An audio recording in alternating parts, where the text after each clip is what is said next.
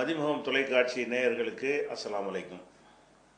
ஒவ்வொரு ஞாயிற்றுக்கிழமையும் இஸ்லாம் ஒரு இனிய மார்க்கம் என்ற தலைப்பில் முஸ்லிம் அல்லாத மக்கள் இஸ்லாத்தினுடைய கொள்கைகள், கோட்பாடுகள், சட்டத்திட்டங்கள் குறித்து அவர்களுக்கு இருக்கின்ற மனக்குறைகளை, ஆட்சேபங்களை, சந்தேகங்களை கேட்டு தெளிவு பெறுவதற்காக இந்த நிகழ்ச்சி நடத்தப்படுகிறது.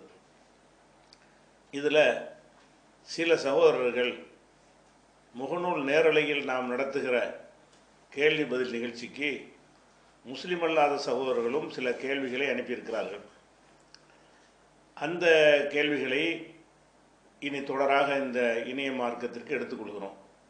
அதுபோக முஸ்லிம் அல்லாத இதை பார்க்கிற முஸ்லிம் அல்லாத நேயர்கள் உங்களுக்கு இருக்கிற சந்தேகங்களை எழுத்து வடிவில் எங்களுக்கு இதில் குறிப்பிட்டிருக்கிற வாட்ஸ்அப் எண்ணுக்கு நீங்கள் அனுப்பி வைத்தால், அல்லது நீங்கள் வீடியோவாக பதிவு செய்து உங்கள் கேள்விகளை வீடியோ வடிவில் பதிவு செய்து எங்களுக்கு அனுப்பினால் அந்த கேள்விகளையும் இதில் ஒளிபரப்பி தெளிவுபடுத்துவோம் என்று சொல்லிக்கொள்கிறோம். முதலாவதாக இந்த வந்திருக்கிற கேள்வி என்னவென்று சொன்னால், உலகத்தில் உள்ள எந்த மதத்தை சேர்ந்தவர்களாக இருந்தாலும் அவர்கள் கடவுளை வழிபடுவதற்காக தங்கள் கண் முன்னால் ஒரு வடிவத்தை, ஒரு உருவத்தை, ஒரு பொருளை வைத்து கொண்டு வழிபடுகிறார்கள். முஸ்லிம்களாகிய நீங்கள் மாத்திரம் முன்னால் எதுவுமே இல்லாமல் வெறுமனே சுவற்றை நோக்கி நின்று கொண்டு வழிபடுகிறீர்களே, இது எதனால் இப்படி செய்கிறீர்கள் என்று கேட்கிறார். அதுபோக நாங்கள் நேரடியாக ஒரு பொருளை பார்த்து வணங்கும் பொழுது அதில் எங்களுக்கு மன ஓர்மை ஏற்படுகிறது, மன ஓர்மை, ஈடுபாடு ஏற்படுகிறது. ஒன்றுமே இல்லாமல் நம்ம வணங்கக்கூடிய நேரத்தில் அதில் எந்த ஒரு ஈடுபாடும் ஓர்மையும் வருவதில்லை. இதையெல்லாம் கவனத்தில் கொள்ளாமல் நீங்கள் இறைவன் என்று சொல்லி ஒரு வெறுமையை வணங்க சொல்கிறீர்களே என்பதுதான் இந்த ஒரு கேள்வி. இந்த கேள்விக்கு பதில் சொல்வதற்கு முன்னால் சில அடிப்படையான விஷயங்களை நம்ம தெரிந்து கொள்ள வேண்டும். நம்ம இறைவன் என்றே ஒருவனை ஏற்றுக்கொண்டிருக்கிறோம். இறைவனை ஏற்றுக்கொண்டிருக்கிற நாம அந்த இறைவனுடைய வடிவம் இன்னதுதான் என்று நம்ம பார்த்துருக்கிறோமா? இறைவன் இருக்கிறான், கடவுள் இருக்கிறான் என்பதை நம்ம சிந்தித்து விளங்கி இருக்கிறோம், அல்லது நம்முடைய முன்னோர்கள் சொல்லித்தந்த அடிப்படையில் நம்பி இருக்கிறோம்? அப்போ இறைவன் இருக்கிறான் என்று நம்பிய நாம அந்த இறைவன் இப்படித்தான் இருப்பான் என்று நமக்கு தெரிந்திருந்தால் அவனை முன்னாடி ஒரு உருவமாக வைப்பதில் ஒரு நியாயம் இருக்கிறது. அப்போ எல்லா மதத்தில் உள்ளவர்களும் என்ன சொல்கிறார்கள் என்று கேட்டால், கடவுளை யாரும் கண்டது கிடையாது, இறைவனை கண்டது இல்லை என்பதை ஒத்துக்கொள்கிறார்கள். அப்போ காணவில்லை என்று சொல்லும் பொழுது அப்போ இறைவனுக்காக ஒரு கற்பனையாகத்தான் உருவத்தை கொடுக்க வேண்டி இருக்கிறது. இறைவன் எப்படி இருப்பானோ அப்படி கொடுக்காமல் நம்ம பார்க்கவில்லை. இறைவன் எப்படி இருப்பானோ அந்த மாதிரி உருவத்தை கொடுக்காமல் நம்ம விரும்புகிற விதமாகவெல்லாம் அந்த உருவத்தை கொடுத்த காரணத்தினால்தான் கடவுளுக்கு ஏராளமான வடிவங்கள் இருப்பதை நம்ம பார்க்கிறோம். ஒரு கடவுளுக்கு பல்லெல்லாம் துருத்தி கொண்டு இருக்கும், வாயெல்லாம் விகாரமாக இருக்கும், அப்புறமேல கொம்பு முளைத்திருக்கும், மனிதனுக்கு இருக்கிற இயல்பான கைகளை விட 6 கை 12 கை என்றெல்லாம் இருக்கும், 10 தலை கூட மனிதனுக்கு இருக்கும், ஒரு கடவுளுக்கு இருக்கும். இப்படி கடவுளை ஆணாக இருப்பார், கடவுள் பெண்ணாக இருப்பார். அப்போ கடவுள் பல ஒரு கொடூரமானவராக இருப்பார், சாந்த சொரூபியாக இருப்பார் என்றெல்லாம் பலவிதமான பயங்கரமான ஆயுதங்களை வைத்தவராக இருப்பார். அது சில பேர் ஆணாக பாதி பெண்ணாக பாதியும் கலந்த ஒரு கடவுளாக இருப்பார் என்றெல்லாம். இப்போ கடவுள் என்றே ஒருவனை ஓர்மைப்படுத்துவதற்காக நம்ம கடவுளை பார்க்காம இருக்கும் பொழுது நாமளாக ஒரு கற்பனை வடிவத்தை செய்தால் அது கடவுளாக இருக்குமா? அது கடவுளை ஓர்மைப்படுத்துமா? அந்த வடிவத்தை ஓர்மைப்படுத்துமா? அப்படி படுத்தாது. அப்போ நாங்கள் இஸ்லாத்தை பொறுத்த வரைக்கும் எங்களுடைய நம்பிக்கை என்னவென்று சொன்னால், இறைவன் இருக்கிறான் என்று நாங்கள் நம்புகிறோம். இந்த இறைவன் இருக்கிறான் என்பதை எங்களுக்கு கற்றுத்தந்த முகமது நபி அவர்களாகட்டும், அவர்களுக்கு முன்னர் உலக மக்களுக்கெல்லாம் இந்த மார்க்கத்தை போதித்த மற்ற நபிமார்களாக, மற்ற இறை தூதர்களாக இருக்கட்டும், யாருமே இறைவனை பார்த்தது கிடையாது, பார்க்க முடியாது என்ற இஸ்லாம் தெளிவாக சொல்லுகிறா. யுதுரிக்குல் அபுசார், எந்த பார்வைகளும் அவனை அடைய முடியாது. இப்போ பார்வைகளால் இறைவனை பார்க்க முடியாது, அவனுடைய வல்லமையைத்தான் உணர முடியும் என்பது இஸ்லாமிய கோட்பாடு. முகமது நபி அவர்கள் கூட இறைவனை பார்த்தது கிடையாது. அப்போ இறைவனை யாருமே பார்த்தது கிடையாது. உலகம் அளிக்கப்பட்ட பிறகு திரும்ப நம்ம உயிர்ப்பித்து எழும்போது அப்போ அந்த இறைவனை பார்க்கக்கூடிய ஆற்றலும் சக்தியும் நமக்கு வழங்கப்படும். அந்த படைப்பு வேறு விதமான படைப்பாக இருக்கும். அப்போது நம்ம பார்ப்போம். இப்போது இந்த இறைவனுடைய வல்லமையை, இறைவனை பார்க்க நினைத்தால் நம்மால் பார்க்க இயலாது, நம்ம பொசுங்கி சாம்பலாகி விடுவோம் என்கிற கோட்பாட்டை இஸ்லாம் சொல்கிறது. மூசா நபி, அதாவது மற்ற கிறிஸ்தவர்கள் மோசேன்னு சொல்வார்கள், அந்த மூசா நபி அவர்கள் இறைவனை நான் பார்க்க வேண்டும் என்று இறைவன்கிட்ட கேட்ட பொழுது இறைவன் இதை தெளிவாக சொல்லி விடுகிறான். நீ என்னை பார்க்க முடியாது, வேண்டுமானால் என்னுடைய ஒளிக்கீற்றை இந்த மலையின் மீது நான் பாய்ச்சுகிறேன், இந்த மலை அப்படியே இருக்கும் என்று சொன்னால் பிறகு நீ என்னை பார்க்கலாம் என்று சொல்லிவிட்டு இறைவன் தன்னுடைய ஒளியை அந்த மலையின் மீது பாய்ச்சிய பொழுது அந்த மலை சுக்குநூறாக உடைந்து நொறுங்கியது. அந்த ஒளி இறைவனுடைய அந்த பவரை தாங்க முடியாமல் நொறுங்கியதாக திருக்குரான் சொல்லுகிறது. அப்போ ஒரு இறை தூதர் நான் பார்க்கணும்னு கேட்ட நேரத்தில் கூட அது பார்க்க இயலாது, லன் தராணி, என்னை பார்க்கவே இயலாது என்று இறைவன் சொன்னதாக குரான் எங்களுக்கு சொல்லுகிறது. அதனால இறைவன் இப்படித்தான் இருப்பான் என்று பார்த்து யாராவது சொன்னால் நம்ம அதே மாதிரி ஏறக்குறைய அவரை வரைஞ்சி காட்டினால் நம்ம அதை உருவமாக வைத்தால் ஒரு அர்த்தம் இருக்கிறது. அது கூட சரியில்லை, ஒரு அளவுக்கு அதில் அர்த்தம் இருக்கிறது.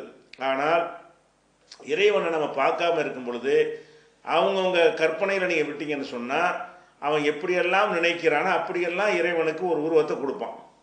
அதனால தான் இத்தனை வகையான ஒரு கொடூரமாக பயங்கரமான தோற்றத்தில் எல்லாம் என்ன செய்யும், கோவணம் கட்டி கொண்டும் பல நிர்வாணமாக பல தோற்றங்களில் கடவுளை பார்க்கறது காரணம் என்னென்னு கேட்டால், கடவுளை பார்க்கல, நம்மளாக தான் வரைகிறோம். நம்ம எப்படி இருந்தால் கடவுள் இருந்தால் நல்லா இருக்கும்னு நினைக்கிறோமோ அப்படி ஒரு உருவத்தை கொடுத்து வரைந்து கொடுக்குறோம். அப்போ இந்த மாதிரி விஷயத்தை நம்ம செய்வது, நீங்கள் எந்த மதத்துக்காரலாக இருந்தாலும் அந்த இறைவன் இதை ஏற்றுக்கொள்வானா? நாம் ஏற்றுக்கொள்வோமா? நான் இருக்கிறேன், என்னைய மாதிரி வரைந்தால் நான் ஏற்றுக்கொள்வேன், அல்லது என்னை விட சிறப்பாக வரைந்தால் அதை கொஞ்சம் நான் ஏற்றுக்கொள்வேன். இப்போ என்னை மாதிரி ஒரு புகைப்படம் எடுத்தால் நான் அதை ஏற்றுக்கொள்கிறேன். நான் இருப்பதை விட கூடுதலாக என்னை அழகாக காட்டும் வகையில் புகைப்படம் எடுத்தால் அதில் கூட நான் சந்தோஷம் அடைகிறேன். நான் இப்படி இருக்கும் பொழுது என்னை விகாரமாகவும் ஒரு கோரமாகவும் சித்தரித்து வரைந்தால் எனக்கு கோபம் வருமா வராதா? நான் ஒரு மனுஷன், எனக்கு யானைத்தலை மாதிரி வைத்து என்னை நீங்கள் வரைந்தால் அது எனக்கு கோபம் வருமா? நான் இப்படியா இருக்கேன்னு கேட்போம்ல. என்னுடைய கண்ணு எப்படி இருக்குன்னு அதுக்கு மாற்றமாக கொடூரமான பார்வை பார்க்குற மாதிரி என்னுடைய கண்ணை வரைந்தால் அது எனக்கு கோபத்தை ஏற்படுத்துகிறது. அப்போ நம்மளை என்ன மாதிரி இருக்கிறோமோ அந்த மாதிரி இருப்பதற்கு மாற்றமாக மனிதர்களை வரைந்தால் அதை நம்ம ஏற்றுக்கொள்வது கிடையாது, சரியில்லைன்னு சொல்லுகிறோம். அப்படியானால் இந்த படைத்த பரம்பொருளாக இறைவனை நீங்கள் பார்க்கவே இல்லை, எப்படி இருப்பான்னு தெரியாது, அவனுடைய வல்லமை தெரிகிறது, ஆற்றல் தெரிகிறது, இந்த அண்ட சராசரங்களை எல்லாம் அவன் படைத்திருக்கிறான், ஆட்டுவிக்கிறான், அவனுடைய தலையீடு இல்லாமல் இந்த உலகம் இயங்கவே இல்லை என்றெல்லாம் சிந்தித்து வழங்க முடிகிறது. ஆனால் அவன் இந்த மாதிரி தான் இருப்பான் என்று பார்க்க முடியுமா? முடியாது. அப்போ பார்க்காத ஒன்றுக்கு வடிவம் கொடுப்பது எந்த கடவுள் நம்பிக்கை உள்ளவர்களாக இருந்தாலும் அது நியாயமாக இருக்குமா? உங்களுக்கு இந்த மாதிரி செய்தால் நீங்கள் ஏற்றுக்கொள்ள மாட்டீர்கள், கடவுளுக்கு இந்த மாதிரி செய்தால், அப்போ ஒரு கடவுள்னு ஒருத்தர் இருப்பார் இல்லையா, அவருக்கு இதுக்கு கோபத்தை ஏற்படுத்துமா, அது மகிழ்ச்சியை தருமா? அப்போ ஃபஸ்ட்டு விஷயம் என்னன்னு கேட்டால், கடவுள்னு ஒன்று முன்னாடி வைக்கணுங்கிறீங்களா, வைப்போம், எப்படின்னு தெரிஞ்சால் தானே வைக்கிறது, தெரியாது. எல்லாருமே கற்பனையாக தான் வைத்து கொண்டிருக்கணும், கற்பனையாகத்தான் என்ன செய்கிறோம், ஒரு உருவத்தை வைத்து கொண்டிருக்கிறோமே தவிர இப்படித்தான் அவர் இருந்தார் என்பதற்கு என்ன இல்லை, எந்த விதமான அந்த காலத்தினுடைய ஒரு ப்ரூஃப் எதுவுமே கிடையாது. இது முதல் விஷயம். இரண்டாவது விஷயம் என்னன்னு கேட்டால், நான் இருக்கிறேன்னு ஒரு மனிதன், நான் ஒரு மனிதன் இருக்கும் பொழுது என்னை ஒரு படமாக எடுத்து வைத்துக்கொண்டு அந்த படத்துக்கு நீங்கள் எதையாவது செய்தீர்கள் என்று சொன்னால் அது எனக்கு செய்தாக ஆகுமா? இதை நம்ம சிந்திக்கணும். என்னை நீங்கள் மதிக்கிறதா இருந்தால், என்னை நீங்கள் கண்ணியப்படுத்துகிறதா இருந்தால் என் முன்னாடி நின்று அந்த மரியாதை நீங்கள் செலுத்த வேண்டும். அப்போ அந்த மாதிரி நான் பார்க்கும் வகையில் எனக்கு அதை செலுத்த வேண்டும். அதை விட்டு நீங்களா ஒரு உருவத்தை வரைந்து கொள்கிறீர்கள். அந்த உருவம் தான் கடவுள் நினைத்து கொள்கிறீர்கள். அந்த உருவத்தோடு போய் நீங்கள் பேசுகிறீர்கள். அது கேட்குமா? அது உங்களை பார்க்குமா? பார்க்காது என்று உங்களுக்கே தெரிகிறது. அப்படி இருக்கும் பொழுது ஒரு மனிதனுடைய நிஜ உருவமே, கடவுளுடைய நிஜ வடிவமே நமக்கு தெரிகிறது என்று சொன்னால், அந்த நிஜ வடிவத்தை நீங்கள் வடிவத்தை வணங்க முடியாது. அவனைத்தான், அது நிழல், இது நிழல், இதெல்லாம் நிஜமாக இருக்கிறான், அவனைத்தான் வணங்க வேண்டும். அவனை பார்க்கலன்னா சிந்தித்து வணங்க அவன் பார்த்துக்கிட்டு இருப்பான். நீங்கள் பார்க்காவிட்டாலும் அவன் உங்களை பார்ப்பான். இறைவா என்று அவனுடைய வல்லமையெல்லாம் மனசில் ஏற்றி, என்னுடைய கோரிக்கையை நிறைவேற்றி, எனக்கு பிள்ளையை கொடு, செல்வத்தை கொடு, என் பாவங்களை மன்னித்து விடு என்றெல்லாம் நம்ம கடவுள்கிட்ட கோரிக்கை வைக்கும் பொழுது, அந்த இறைவனை மனதால் எண்ணி வைக்கும் பொழுது, அந்த கடவுள் என்ன செய்கிறாருன்னா நம்மளை தான் வணங்குறான்னு எடுத்துக்கொள்வார். அதை அவர் ஒரு பக்கம் இருக்க, நீங்கள் ஒரு படத்தை வரைந்து கொண்டு இதை வணங்கினால், ஆனால் என்ன இது எப்படி இது எப்படி ஆகுவேன்? இந்த படம் எப்படி நானாக ஆக முடியும்? படம் சும்மா அடையாளத்துக்கு நீங்கள் வரைந்து கொண்ட ஒரு விஷயம் தானே தவிர, அதுக்கு எந்த விதமான ஒரு சக்தியோ ஆற்றலோ எதுவுமே இல்லை. வெறும் மை தான் அது. படம்ங்கிறது இங்கு தான், அது வேறு ஒன்றுமே கிடையாது. அதே மாதிரி சிற்பமாக வடிச்சிங்கன்னா ஒரு கல் தான், வேறு ஒன்றும் அதில் கிடையாது. அப்போ நீங்கள் அந்த கல்லை போய் கடவுள்னு சொன்னால், இல்லை இதாடா நான் இப்படி தான், இதான் என்னை வணங்குறது ஆகுமான்னு கேட்க மாட்டார். இந்த சிலைகளை கடவுள் மாதிரி நினைக்கிறது ஒரு மூட நம்பிக்கையை தெரியலையா? இப்போ நம்ம பார்த்துருக்கோம், பகுத்தறிவு பேசக்கூடியவங்களோட என்ன செய்வாங்கன்னு கேட்டால், பெரியார் சிலைக்கு போய் மாலையை போடுவாங்க, அண்ணா சிலைக்கு மாலை, அண்ணா சமாதியில் மலர் வளையம் வைப்பாங்க. இதெல்லாம் அந்த அண்ணாவுக்கு பெரியாருக்கு தெரியுமா? தெரியாது. அப்போ இல்லாத ஒன்று இருக்கிறதாக இப்படி நினைக்கிறாங்கல்ல, இதே மாதிரி தான் இவங்களும் நினைக்கிறாங்க. அப்போ நம்ம கடவுள்னு நினைக்கிறது நீங்கள் அந்த சிலைக்கு எதாவது செஞ்சீங்கன்னு சொன்னால், அந்த சிலை இதை வழங்குமா? வழங்காது. அப்போ அதே மாதிரி நம்ம கடவுளை நம்ம வழிபட நினைத்தோம் என்று சொன்னால், கடவுளுடைய வடிவத்தை வணங்கக்கூடாது, கடவுளைத்தான் வணங்கணும். கடவுள் மாதிரி செய்கிற போலியை வணங்கக்கூடாது, ஒரிஜினலை தான் வணங்கணும். கடவுள் மாதிரி மனிதன் சித்தரித்த அந்த படம் கண்டிப்பாக கடவுள் ஆக முடியாது. அந்த கடவுள்கிட்ட இருக்கிற அத்தனை ஆற்றலையும் ஒரு படத்தில் உங்களால் கொண்டு வர முடியுமா? ஒரு கல்லில் அப்படி கொண்டு வந்துட முடியுமா? ஒன்றும் முடியாது. அப்போ இதெல்லாம் என்ன ஏற்படுகிறது என்று சொன்னால், இப்போ சிலைகளுக்கெல்லாம் அதிகமான விலை கிடைக்கிற காரணத்தினால சிலைகளை திருடிட்டு போகிறார்கள், வெளிநாடுகளுக்கெல்லாம் ஏற்றுமதி செய்கிறார்கள். அப்போ நம்ம என்ன நினைக்கிறோம்? இப்போ கடவுள்னு நம்ம நினைக்கிறோம். அந்த கடவுள் சிலை தன்னை காப்பாற்றி கொள்ள முடியலைங்கும்போது அதை கொண்டு வைக்கிறோம். வச்சா நம்முடைய நம்பிக்கை பலவீனப்படுமா படாதா? நேற்று வரைக்கும் கும்பிட்டு இருந்தால் தூக்கிட்டு போயிட்டாங்க. அவர் நம்மளே தன்னையே காப்பாற்றி கொள்ள முடியவில்லை, தூக்க வரணும்னு அடித்து நொறுக்கிட்டு அவர் தன்னை தற்காத்து கொள்ள முடியலை. எங்கே இருக்காருன்னு தெரியாமல் பல வருடங்கள் ஓடுகிறது. அப்புறமேல வேறு உகாண்டாவிலையும் அமெரிக்காவிலையும் பிரிட்டன்லையும் கண்டுபிடிச்சி கொண்டு வர்றாங்க. அதுக்குன்னு தனிப்படையெல்லாம் அமைக்கிறாங்க. இவ்வளவு நடக்கும்போது நம்ம என்ன விளங்கணும்? அப்போ இது கடவுள் அல்ல. இந்த உருவத்திலேயே கடவுள் இருந்தாலும் இது கடவுள் அல்ல. உருவம் என்பது நம்ம என்னென்றால் நம்மளாக செய்யக்கூடிய ஒரு பொருள், அது அவ்வளோதான்.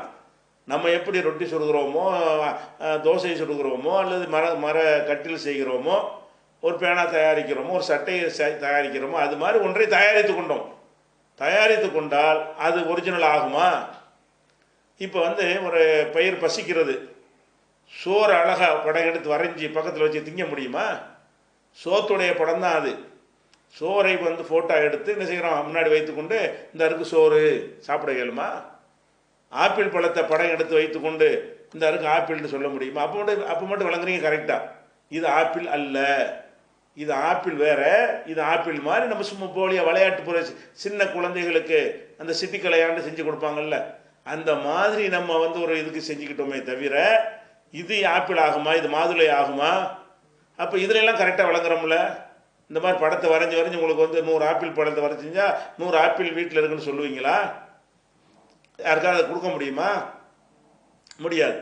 அப்போ நம்ம என்ன விளங்கணும்? ஒரு ஆப்பிளுடைய பழம் ஆப்பிள் பழத்தினுடைய படம் எப்படி ஆப்பிளாக ஆக முடியாதோ, இறைவனுடைய உருவம் என்று நீங்கள் நிஜ உருவம் உங்களுக்கு தெரியவே செய்யாது.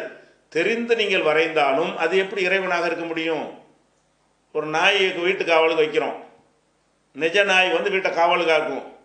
நாயை சிலையாக செஞ்சு வாசலில் வச்சா காவல் காக்குமா? அந்த நாயை டிட்டோ அப்படியே நீங்கள் ஃபோட்டோ எடுத்து அது சிலையாக செய்து வாசலில் வச்சிங்கன்னு சொன்னால் அது அந்த நாய் ஆகுமா? அது நாய் ஆகாது.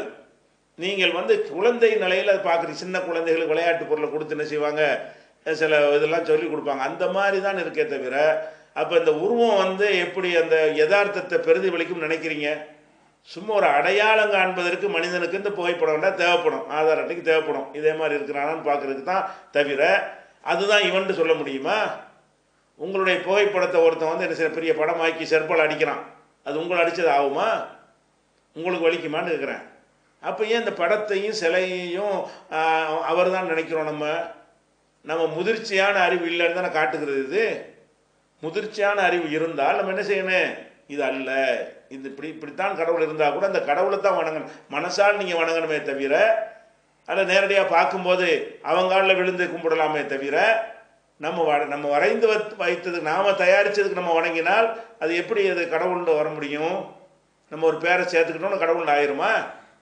நம்மளை தான் சொல்லிக்கிறோம் இந்த கடவுள் கூட பேர், ஒரு மனுஷன் தான் அதை செதுக்கிறான், மனுஷன் தான் அதுக்கு பேரையும் வைக்கிறான். அப்போ அதில் எந்த ஒரு ஆற்றலும் இல்லை, நல்லா தெரிகிறது. அதனால இஸ்லாம் என்ன செய்யுதுன்னு கேட்டால், இறைவனை நீங்கள் பார்க்கவில்லை, பார்த்து எவனும் நம்பவில்லை. இறைவன் நம்பக்கூடிய எந்த ஒரு முஸ்லீமும் நாங்கள் இறைவனை பார்த்து நம்பவில்லை, பார்க்க முடியாது என்று சொல்லிவிட்டோம். அது ஏன் அப்படி சொல்கிறோம்? இன்னும் சொல்ல போனால், இறைவனை பார்க்க முடியாதுங்கிற அந்த கொள்கை தான் மக்களை ஆன்மீகத்தின் பெயரால் சுரண்டாமல் ஏமாற்றாமல் இருப்பதற்கு ஒரு தடையாக நிற்கும். நான் இறைவனை சில பேர் பார்ப்பாங்கன்னு வச்சுக்கிறேங்களேன், அப்படி ஒரு கொள்கை இருந்தால் நான் உங்கள்கிட்ட என்ன செய்வேன், இறைவன் என்கிட்ட சொல்லிட்டு போனார், 1 லட்ச ரூபா கொடுங்கன்னு கேட்பேன். ஒரு ஆன்மீக வேஷத்தை போட்டுக்கொண்டு, அவர்கிட்ட வந்திருப்பார் கடவுள் அப்படின்னு நீங்கள் கொடுத்துருவீங்க. அப்போ இந்த கடவுளை பார்க்குற வாசலை அடைச்சிட்டோம்னு சொன்னால், கடவுள் என்கிட்ட அதை சொன்னார், இதை சொன்னார், கனவுல சொன்னார், நேரடியாக சொன்னார் என்றெல்லாம் சொல்லி பாமர மக்களை ஏமாற்றி வயிறு பிழைக்கிற வாசலை அடைக்க வேண்டும் என்று சொன்னால், கடவுளை மனுஷன் பார்க்கற கூடாதுங்கிற ஒரு நிலைப்பாடு அதிக பயன் தரக்கூடியது. அதனால நாங்கள் என்ன செய்கிறோம்னு கேட்டால், இறைவனை பார்க்க முடியாது என்கிற காரணத்தினால் பார்க்காத ஒன்றுக்கு உருவம் கொடுப்பது ஒரு சும்மா ஒரு கற்பனை தானே தவிர அது உண்மை கிடையவே கிடையாது. கடவுள் பக்தியிலே உண்மை இல்லாட்டி என்ன அர்த்தம்? மற்ற எல்லாத்திலும் உண்மையாளர்களாக இருக்கணும், கடவுள் விஷயமாக எடுக்கிற முடிவே உண்மை இல்லாமல் இருந்தால், நீங்கள் ஒரு சூப்பர் பவர் நினைக்கிறீங்களா கடவுளைன்னு சொல்லுங்கள், ஒரு விலங்கு என்னை படைச்ச இறைவனேன்னு சொல்லுங்கள், அவனுக்கு விளங்கும், புரியும். அவன்கிட்ட உங்கள் கோரிக்கையை வைங்க, உங்கள் மனபாரத்தெல்லாம் இறக்குங்க, இரு கைகளை ஏந்தி நீங்களே முறையிடுங்க, புரோக்கர் வேண்டியதில்லை. இதுதான் உங்களுக்கு கரெக்டாக இறைவன் சந்தோஷப்படுவானா? அல்ல இறைவன் ஒரு பக்கம் இருக்க நீங்களாம் ஒன்றை தயாரித்து கொண்டு இதுதான் இறைவன் என்று சொன்னால் அவர் கோபப்படுவானா? இறைவன் கண்டிப்பாக இறைவன் கோபப்படுவான், அவர்களை தண்டிக்கத்தான் செய்வான். அதனால் நம்ம இறைவனை நம்புறது நிஜமாக இருந்தால் அவனுடைய கண்ணியத்தை குலைக்கிற வகையில் நம்பக்கூடாது, அவனுக்கு கோபம் ஏற்படுத்துகிற வகையில் நம்பக்கூடாது. இந்த காரணத்திற்காகத்தான் இஸ்லாம் என்ன சொல்லுதுன்னு கேட்டால், நீங்கள் ஒரு இறைவனை உங்கள் மனசால் துதியுங்கள், மனசில் ஓர்மையாக கொண்டு வாருங்கள் என்று எங்களுக்கு கட்டளை எடுக்கிறது. இது முதல் விஷயம். இரண்டாவதாக, உண்மை இல்லாட்டி எப்படி ஓர்மை வரும்னு ஒரு கேள்வி கேட்குறீங்க. உண்மை இல்லாட்டி ஓர்மை வருமா வராதா என்பதை நாங்கள் 1400 வருஷங்களாக நாங்கள் நிரூபித்து கொண்டு இருக்கிறோம். எப்படி நிரூபிக்கிறோம்? உலகத்தில் எந்த ஒரு வழிபாட்டில் ஈடுபட்டவர்களாக இருந்தாலும் அவர்களுக்கு கவனச்சிதறல் ஏற்படுகிறது, சிதறி ஓடி விடுவார்கள். ஒரு பிரச்சனை என்று மழை பெஞ்சு அவங்க ஓட கும்பிட்டு ஓடி விடுவார்கள். ஆனால் முஸ்லீம்களாகிய நாங்கள் நிற்பது இறைவன் முன்னால் என்று நாங்கள் மானசீகமாக இறைவனை கொண்டு வருகிறோம். நாங்கள் வெறுமனே ஒரு சுவரை பார்த்து நின்றாலும், திறந்த வழியில் நின்றாலும், ஒன்றுமே முன்னாடி இல்லாவிட்டாலும் இறைவனை வணங்கப் போகிறேன் எப்போ மனசில் நினைக்கிறோமோ அப்போ எங்கள் மனசில் என்ன வந்து விடுகிறது? நாம் இறைவனை இப்போ வணங்கப் போகிறோம், அந்த இறைவன் நம்மை பார்த்து கொண்டிருக்கிறான், நம்முடைய எல்லா செயலும் அவனுடைய கண்காணிப்பில் இருக்கிறது, இந்த மாதிரி வணங்குவதை இவன் விரும்புகிறான் என்றெல்லாம் மனசில் அதை நம்பிக்கையை அதிகப்படுத்தி கொண்ட நிலையில் தான் நாங்கள் தொழுகிறோம். இப்படி தொழக்கூடிய நேரத்தில் நீங்கள் பள்ளிவாசலில் முஸ்லீம் அல்லாத மக்கள் இருந்தால் எந்த பள்ளிவாசல் வேண்டாலும் போய் வெளியில் நின்று பாருங்கள், என்ன நடந்தாலும் திரும்பி பார்க்க மாட்டாங்க. தொழுகையில் ஈடுபட்டு விட்டார்கள் சொன்னால் வெளியில் சண்டை நடந்தாலும் கூச்சல் வந்தாலும் குழப்பம் வந்தாலும் மழையை இடிக்கிறது என்று சொன்னால், புயல் அடிக்கிறது காத்துன்னு சொன்னால், அந்த தொழுகையை முடிக்கிற வரைக்கும் அவங்க தங்களுடைய கவனத்தை திருப்ப மாட்டார்கள். தொழுகை முடிஞ்ச பிறகு தான் அது என்னன்னு பார்ப்பார்கள். இதை நீங்களே அனுபவபூர்வமாக பார்க்கலாம். அப்போ ஏன் ஒருமை இல்லாமல் எங்கே ஒருமையாக தானே இருக்கிறோம்? ஓர்மையாக மனம் ஓர்மையோட தானே கடவுளை வணங்குறோம். ஒன்றுமே இருக்கணும்னு அவசியம் இருக்கிறது, உணர்வு தானே முக்கியம். இருக்கணுங்கிறதுல நீங்கள் வந்து ஓர்மை வரும்னு சொல்கிறீங்க. இருப்பதில் என்ன இருக்குதுங்கிறத பொறுத்து தான் ஓர்மை வரும். இந்த கல் நம்மளை என்ன பார்க்கவா செய்யும்னு நினச்சா எனக்கு ஓர்மை வராது. இது நம்ம தானே செஞ்சோம் அப்படின்னு ஒரு அடிமனசில் இருந்தால் அதில் எனக்கு ஓர்மை வராது. நம்மளை செஞ்சான ஒருத்தன் அவனை நான் வணங்குறேன் என்று நினைத்தால் அதில் ஓர்மை வரும். அப்போ மன ஓர்மைக்காக வேண்டிய ஒரு இறைவனை வணங்குவது என்று சொன்னால் அதுக்கு வந்து உருவத்தை இருக்கக்கூடாது. உருவம் இருந்தால் அது இறைவனை வணங்கியதாக ஆகாது. இதான லாஜிக்கு. நீங்கள் கடவுள் நாத்திகர்கள் மற்றவங்க விட்டுருங்க, பக்திமான்களுடைய கருத்து பிரகாரம் எது சரியான யோசிங்க. கடவுள் இருக்குன்னு நீங்கள் நம்புறீங்கல்ல, அந்த நம்பும் பொழுது அவனை அப்படியே பிரதிபலிக்கும் விதமாக உங்களால் செய்ய முடியுமா, கொண்டு வர முடியுமா? அந்த பவரை எல்லாம் நீங்கள் மனுஷன் ஒரு கல்லை செதுக்கி அதில் ஏற்ற முடியுமா? கடவுளே ஏற்றினா தான் உண்டு. நீங்களாக ஒன்றை செய்கிறீர்கள், நீங்களாக ஒன்றை வரைகிறீர்கள், இதுதான் இந்த கடவுள்னு ஒரு பேரை வைக்கிறீர்கள். வைத்தது எவனோ ஒரு மனுஷன் தான் வைக்கிறான். வைத்த உடனே அதை நம்பிக்கொண்டு இந்த உருவத்தை மட்டும் பார்த்து கொண்டு இதுதான் கடவுள், இதுக்குள்ளே எல்லா சக்தியும் வந்துருச்சுன்னு சொல்கிறீங்க. ஆனால் கண்ணு முன்னாடி அந்த சக்தி இல்லைன்னு உங்களுக்கு தெரிகிறது. நீங்கள் போடுகிற காணிக்கைகளை வந்து அவர் எடுத்துக்கொள்வதே கிடையாது. அது அப்படி தான் இருக்கும். அந்த காணிக்கை யார் எடுத்துக்கொள்வார்கள் என்று சொன்னால் அதை வந்து பராமரிக்கக்கூடியவர்களும் அதுக்கு புரோகிதம் பார்க்கக்கூடியவர்களும் தான் அந்த காணிக்கைகளை எடுத்து சாப்பிடுகிறார்கள். நல்லா தெரியுதுல்ல. அப்போ நீங்கள் கொடுக்குற காணிக்கையை கூட வாங்க மாட்டேங்கிறாரு. அப்போ அது அவருக்கு போய் சேர மாட்டேங்குது. நீங்கள் சாப்பாடு எப்படி அவருக்கு புகையை தான் காட்டுறமே தவிர அதை கூட அவர் சுவாசிக்க முடியுமா? அவருக்கு நெடி ஏறுமா? அதெல்லாம் வரும், குளிர் அடிக்குமா அவருக்கு? ஒன்றுமே இல்லை. அந்த அப்படியே அவர் கடவுள் நம்ம நினைக்கிறது, அது கடவுள் இல்லைன்ட்டு போயிடலாம். அதுக்கு இப்படித்தான் ஒரு கடவுள் இருப்பார்னு சொன்னால் கடவுள் இல்லாமல் இருக்கலாம். இப்போ கடவுள்னு நம்ம ஒருத்தர் நினைத்து பயப்படுவது வந்து நம்மளை நல்ல வழிக்கு திருப்பணும். அவனை நினைச்சவனுக்கு பயம் வரணும். ஆஹா கடவுள் பார்த்துட்டு இருக்கிறாரு. அதே மாதிரி நீங்கள் இப்போ ரம்ஜான் மாதத்தில் நீங்கள் பார்த்தீங்கன்னு சொன்னால் நாங்கள் நோன்பு வைக்கிறோம். கிட்டத்தட்ட 12 மணி நேரம், 13 மணி நேரம், 14 மணி நேரம் அந்த கோடை குளிர்காலத்தினுடைய அளவை பொறுத்து வித்தியாசப்படும். 12 மணிலேருந்து 15, 14, 15 மணி நேரம் எல்லாம் பகல் இருந்துச்சுன்னு சொன்னால் நாங்கள் அவ்வளோ நேரம் நோன்பு வைக்கிறோம். தண்ணி கூட குடிக்க மாட்டோம். அப்போ எந்த உணவும், சைவ உணவு அசைவ உணவுன்னு எதுவுமே சாப்பிட மாட்டோம். அப்போ அந்த அளவுக்கு எல்லாத்தையும் கட்டுப்பாடாக இருந்து கொண்டு நாங்கள் மாலையில் சூரியன் மறைந்த பிறகு தான் கிழக்கு வெளுத்த உடனே ஆரம்பிக்கிற நோன்பு. மாலையில் சூரியன் மறையும் பொழுது நாங்கள் அந்த நோன்பை முடிக்கிறோம். இது ஓர்மை தானே? எப்படி இறைவனை வந்து ஒரு பொருளாக நாங்கள் பார்க்காவிட்டாலும் பசியையும் தாகத்தையும் ஒருத்தன் அடக்கி கொண்டு இருக்க இயலுமா? பசி வந்துட 10 பறந்து போகும்னு சொல்கிறான். பசி வந்துருச்சுன்னா மானம், ரோசம், வெக்கம், சூடு, சொரணம் எல்லாம் பறந்து போயிடும். அப்போ பசி வந்தால் எல்லாம் பறந்து போயிடும்னு சொல்லக்கூடிய ஒரு நேரத்தில் எங்களுக்கு பசி வருகிறது, பசிக்கும். அவ்வளோ நேரத்துக்கு பசியாக யாருக்கு இருக்க முடியாது. ஆனாலும் எங்களை படைத்த இறைவன் இதை எங்களுக்கு கடமையாக்கி இருக்கிறான். அவனுக்கு தெரியும் நான் இதை சாப்பிட்டு விட்டால் அவன் என்னை பார்த்து கொண்டிருக்கிறான், அவனை ஏமாற்ற முடியாது அப்படின்ற ஒரு எண்ணம் எனக்கு இருக்கும் பொழுது நான் தொட மாட்டேங்கிறேன். எவ்வளோ பசியாக இருந்தாலும் அதை தொடமாட்டேன், தண்ணீரை குடிக்க மாட்டேன். கணவன் மனைவி சேர மாட்டார்கள் அந்த பகல் நேரத்தில், நோன்பு காலங்களில். அதெல்லாம் எவ்வளோ ஆசை இருந்தாலும் அதை அடக்கி கொள்றானே, அது வந்து ஒன்றும் இல்லாத சூனியம்னு சொல்கிறீங்களே, அவனுடைய பவரை விளங்க போய் தானே இப்படி எங்களால் நடக்க முடிகிறது. இந்த மாதிரியான விரதத்தை மற்றவங்க யாராவது கடைப்பிடிக்க முடியுமா? முடிகிறதா? எங்களுக்கு முடிகிற காரணம் எங்களுடைய உடல் வலிமை காரணமா? இல்லை, எங்களுடைய மன வலிமை, எங்களுடைய நம்பிக்கை காரணம். என்ன நம்பிக்கை? என் இறைவன் இதை கட்டளையிட்டிருக்கிறான், அவனுக்கு தெரியாமல் என்னால் எதுவும் செய்ய முடியாது, அதனால் அவன் பார்த்து கொண்டிருக்கிறான், நான் சாப்பிட்டால் தெரிஞ்சு போய்விடும் என்று பயந்து பயந்து நாங்கள் வந்து 1 மாத காலம் 12ல் ஒரு பங்கு, ஒரு வருஷத்தில் 12ல் ஒரு பங்கு, ஒரு மாதம் என்பது, அதில் நோன்பு வைக்கிறோம். மாதம் 3 நோன்பு வைக்கிறார்கள், திங்கள் வியாழன் நோன்பு வைக்கிறார்கள். இப்படி பலவிதமான நோன்புகளை தொடர்ந்து நாங்கள் டோட்டலாக பார்த்தா 2 மாதங்கள் அளவுக்கு வருஷத்துக்கு நோன்பு நோக்கிறோம். இந்த நோன்பின் மூலமாக நாங்கள் கட்டுப்பாடோடு இருக்கிறோமே, அது ஒரு சிலையை வைத்தா, ஒரு உருவத்தை முன்னாடி வைத்ததுனாலயா? இறைவனை உள்ளபடி உணர்ந்ததுனால. இறைவனுடைய வல்லமையை, பவரை நாங்கள் உள்ளபடி உணர்ந்த காரணத்தினால் அப்படி நடக்க முடிகிறது. ஒரு மனிதன் பொதுவாக எதில் வேண்டாலும் தலையை கூட கொடுப்பான், காசு கொடுக்க மாட்டான்னு சொல்லுவாங்க. காசுங்கிறது அவ்வளோ முக்கியமான ஒரு விஷயமா இருக்கிறது. பணத்தை எடுத்து இறக்குறதுக்கு ரொம்ப கஷ்டப்படுவான். இன்றைக்கி ஒரு சில பேர் கோடி கணக்கு வழக்கு இல்லாமல் தப்பாக சம்பாதிக்கிறவங்க வேண்டுமானால் அதிகமான காணிக்கைகளை கொடுப்பார்கள். சராசரி மனிதர்கள் வந்து அப்படி பணத்தை இழக்கிறதுக்கும் பயப்படுவார்கள். நாங்கள் என்ன செய்கிறோம்? எவ்வளோ பணம் சம்பாதித்தாலும் 100க்கு 2.5 கணக்கு பண்ணி அதை ஜக்காத்தாக ஏழை எளியவர்கள், அனாதைகள், திக்கற்றவர்கள், கைதிகள், இந்த மாதிரி ஆட்களுக்காக என்ன செய்கிறோம், நாங்கள் செலவிடுகிறோம். கம்பல்சரியாக 2.5%. அதே மாதிரி விரும்பி நாங்களாக செய்வது அதுக்கு வேறு ஆர்வமூட்டப்பட்டிருக்கிறது. அதுக்கு தாண்டியும் செய்கிறோம்.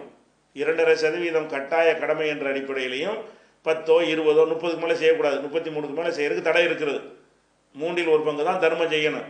அந்த அளவுக்கு நாங்கள் எங்களால் இயன்ற அளவுக்கு தர்மம் செய்கிறவங்களாம் இருக்கிறார்கள். இதெல்லாம் எதை வச்சு செய்கிறோம்? ஓர்மேற்கு பற்றி தானே செய்கிறோம். அதே மாதிரி நாங்கள் செய்கிற எல்லா இப்போ இந்த வெள்ளம், புயல், மழை, சீற்றம் இதெல்லாம் வருகிறது. இதெல்லாம் வரும்போது மற்றவங்க ஓர்மையாக இருக்கிறோம்னு சொல்லக்கூடியவர்கள் களத்தில் இறங்கி நீங்கள் பார்த்துறீங்களா? இல்லை. ஒரு அரசியலுக்காக வேண்டி 100 பொட்டணத்தை கொடுத்துட்டு போவதை நீங்கள் பார்ப்பீர்கள். ஆனால் முஸ்லீம்களில் எந்த ஒரு பிரிவை சேர்ந்தவர்களாக இருந்தாலும் அதில் முதல்ல போய் இறங்கி அவங்க தான் நிற்கிறாங்க. அந்த மீட்கிறாங்க, உயிரை பணையம் வைத்து நீச்சல் அடித்து போய் எல்லாம் மீட்டு கொண்டு வருகிறார்கள். அவர்களுக்கு உணவு கொடுக்கிறார்கள், தேவைகளை பூர்த்தி செய்கிறார்கள். தொடர் மழையாக இருந்தாலும் அத்தியாவசிய பொருட்கள் மெழுகுவத்தியில் இருந்து, கொசுவத்தியில் இருந்து, அவங்களுக்கு தேவையான உணவில் இருந்து, பாலில் இருந்து, பால் பவுடரில் இருந்து, தீப்பெட்டியிலிருந்து, ஊதுபத்தியில் இருந்து, இப்படி எல்லாமே அவங்களுக்கு என்னென்னலாம் தேவை இருக்கிறதோ அத்தனை பல நாட்கள் தொடர்ச்சியாக இந்த சமீப காலங்கள் நடந்த புயல் வெள்ள நிவாரணத்தின் போது யார் செய்தார்கள்? அதிகமாக செய்தார்கள் முஸ்லிம்கள் செய்தார்கள். ஏன் செய்தார்கள்? அவர்கள் இறைவனை இறைவன் இடத்துல வைத்து பார்க்கிறார்கள். மற்றவங்க இறைவனை அதுக்கு போய் நின்றால் மட்டும்தான் அந்த பயம் வருகிறது. ஒன்றுக்கு முன்னாடி நின்றால் தான் நமக்கு பயம் வரும் என்று சொன்னால், அதை விட்டு விலகினால் பயம் போயிருவேன். எங்களுக்கு முன்னாடி இல்லாட்டாலும் பயம் வரும்னு சொன்னால் 24 hours பயம் இருக்கும். ஒரு பொருளுக்கு முன்னாடி இதான் கடவுளை, இது கிட்ட பக்குவமாக நிற்கணும் அப்படி நினைத்து விட்டீர்கள்னு சொன்னால், அதை தாண்டும் பொழுது உங்களுடைய பக்தி குறையுமா குறையாதா? என் இறைவன், நான் வீட்டுக்குள்ளே இருந்தாலும் அவன் தான் என் இறைவன், காட்டுக்கு போனாலும் அவன் தான் இறைவன், பள்ளி வாசலில் அவன் தான் இறைவன், என்னுடைய வியாபார தலத்தில் அவன் தான் இறைவன் அப்படி நினைத்தோம் என்று சொன்னால் என்னுடைய வியாபாரத்தை நான் மோசடி செய்வேனா? அதனால உருவம் வைத்து வழிபடுதல் என்பது முன்னாடி ஏதாவது ஒன்று இருக்கணும் என்பது ஒரு இறைவனுடைய தகுதிக்கு ஏற்றதா என்று நீங்கள் சிந்தித்து முடிவு செய்து கொள்ளுங்கள். இன்ஷா அல்லாஹ் அடுத்த வாரம் பார்க்கலாம்.